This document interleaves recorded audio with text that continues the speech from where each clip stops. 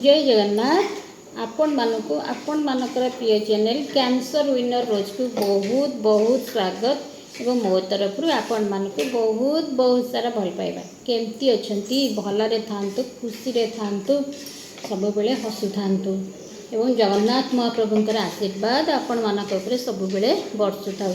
हमर network problem लगी मो वीडियो ठीक टाइम रे अपलोड करि पारुनी सेति आपण मानक पाखरे क्षमा मागुची। आज मु कैंसर आ गोटे ट्रीटमेंट जोटा कि गोटे थेरापी ता विषय रे आपण मानक किसी संक्षिप्त धारणा दूची।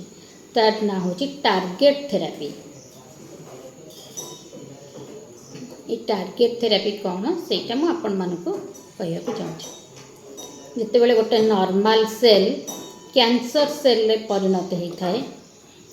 कैंसरटा कौन एक डिया रोग नुहे तेणु कैंसर पेसेंट मानक आपण मैंने घृणा दृष्टि रे देखंतु नहीं से माने सर्वाइवर नॉट पेसेंट से आपणक परिका जड़े मनीष आ केते बेले काहाकु भी रोग हो पारे तेणु आपण मानक पूरा अनुरोध आपण से मानक कौनसी अलग दृष्टि रे देखंतु नहीं।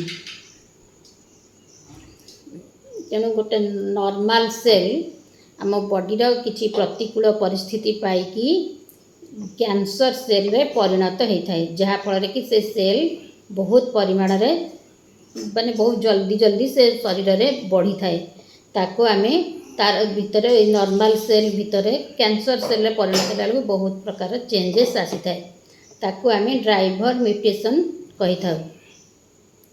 तेणु ये चेंजेस जो आसी थाए गोटे ताकू टार्गेट करने जो ता इंजेक्शन किंबा टैबलेट आकार दि जाए ताकू आम टार्गेट थेरापी कही था।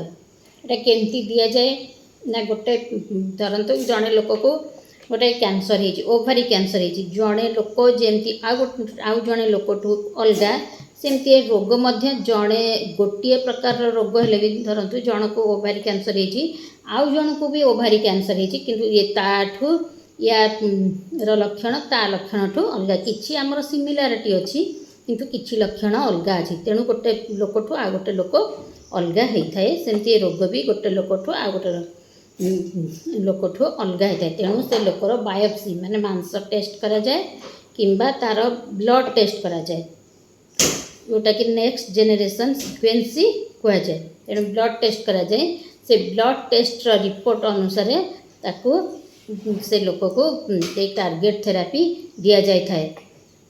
ए टार्गेट ब्लड टेस्ट रिपोर्ट अनुसार धरतु आम तार टेस्ट रिपोर्ट आसे से विभिन्न प्रकार रिपोर्ट आसला कौन आम रिपोर्ट आम तार कारण जापारे से केमोथेरापी दि जाए आ जो आमर इलाज माने नाही जो आम तार ड्राइवर म्यूटेशन कारणटा आम जापर था से जगार आम ताको टार्गेट करने से गोटे पर्टिकुलर पॉइंट रे आपको टार्गेट करी दि जाए। तेणु यार ना है टार्गेट थेरापी केमोथेरापी जमती माने भल सेल को मारिया कैंसर सेल को मारिया सहित नॉर्मल सेल को मारता किंतु ये टार्गेट थेरापी केवल से नॉर्मल जो कैंसर सेल को ही मारी थाए। तेणु यही टार्गेट थेरापी बेले बेले 4 स्टेज रे भी दि जाए किंतु एबे इनिशियल स्टेज रे भी दि जाउची। ए टार्गेट थेरापी जते बेले गोटे पेशेंट रो केमो सर्जरी इत्यादि सरी जाई थाए तापरे ए रोग को मेंटेन करबा पई वर्षे 2 वर्ष पर्यंत ए टार्गेट थेरापी दि जाई थाए। केते बेले इंजेक्शन आकार दि जाई थाए केते बेले टैबलेट आकार रे भी ए टार्गेट थेरापी दि जाई थाए। ए टार्गेट थेरापी रे भी आपणकर किसी भल भल ये है जे केमो परिका यार अत्यधिक साइड इफेक्ट न थाए ये गोटे पर्टिकुलर जगार काम करि थाए। तेणु यार विशेष साइड इफेक्ट न थाए किंतु यार कौन कौन साइड इफेक्ट थाए ना आपणकर बीपी हाई पारे आपणकर वीक लगी पारे आपणकर भोक कमी जाई थाए पारे एमती बहुत प्रकार साइड इफेक्ट अच्छी आउ यार किसी साइड इफेक्ट बांती भी लगी पारे ତେଣୁ ଏହିସବୁ ଆପଣଙ୍କର ସାଇଡ଼୍ ଇଫେକ୍ଟ ରହିପାରେ। ଆଉ ଏହାର କ'ଣ ଡ୍ରବ୍ୟାକ୍ ରହିଲା ନା ଆମେ ଗୋଟେ କ୍ୟାନ୍ସର ସେଲ୍ ହେଉଛି ବହୁତ ଚାଲାକ। ଆମେ ତା'ର ଗୋଟେ ବାଟ ବନ୍ଦ କରିଦେଲେ ତା'ର ବର୍ଷେ 2 ବର୍ଷ ପର୍ଯ୍ୟନ୍ତ ଆମକୁ ଜଣେ ଲୋକକୁ ଟାର୍ଗେଟ୍ ଥେରାପି ଦିଆଯାଏ। ତା'ର ବର୍ଷେ 2 ବର୍ଷ ପର୍ଯ୍ୟନ୍ତ ସେ ମେଣ୍ଟେନ୍ ହେଇକି ରହେ, କିନ୍ତୁ ତା'ର ଗୋଟେ ବାଟକୁ ବନ୍ଦ କରିଦେଲେ ସେ ଆଉ କେଉଁ ବାଟରେ ଦେଇକି ବି ସେ ଆସିପାରେ। ତେଣୁ ଏଇଟା ତା'ର ହେଉଛି ଡ୍ରବ୍ୟାକ୍। ତେଣୁ ଆପଣମାନେ ଆଜି ଏ ଟାର୍ଗେଟ୍ ଥେରାପି ବିଷୟରେ ଜାଣିଲେ। ଆଉ ମୁଁ କେବଳ ଆପଣମାନଙ୍କର ଫଣ୍ଡାମେଣ୍ଟାଲ୍ କ୍ଲିୟର୍ କରିବା ପାଇଁ ଏସବୁ ଜିନିଷ କହୁଛି, କାରଣ ଯଦି କେବେ କାହାର ଦରକାର ପଡ଼େ ସେ ତା'ର ଜାଣିଥିବ, ତେଣୁ ଆଉ ତାକୁ ଡର ଲାଗିବ ନାହିଁ।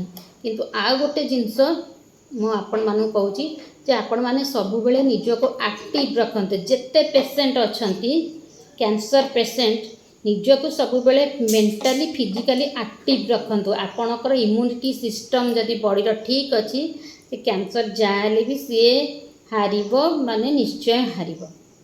ତେଣୁ ଏଇ ମଙ୍ଗଳ ଆପଣମାନେ ସବୁବେଳେ ସୁସ୍ଥ ରୁହନ୍ତୁ, ସୁରକ୍ଷିତ ରୁହନ୍ତୁ। ଏବଂ ଯେଉଁମାନେ ମୋ ଭିଡ଼ିଓକୁ ଦେଖୁଛନ୍ତି, ମୋ ଭିଡ଼ିଓ ଆପଣମାନଙ୍କର କିଛି କାମରେ ଆସୁଛି, ନିଶ୍ଚୟ ଆପଣମାନେ ଗୋଟେ ଆପଣଙ୍କର ଲାଇକ୍ କରନ୍ତୁ, କମେଣ୍ଟ କରନ୍ତୁ, ଭିଡ଼ିଓକୁ ସେୟାର କରନ୍ତୁ ଓ ଭିଡ଼ିଓକୁ ଦେଖନ୍ତୁ।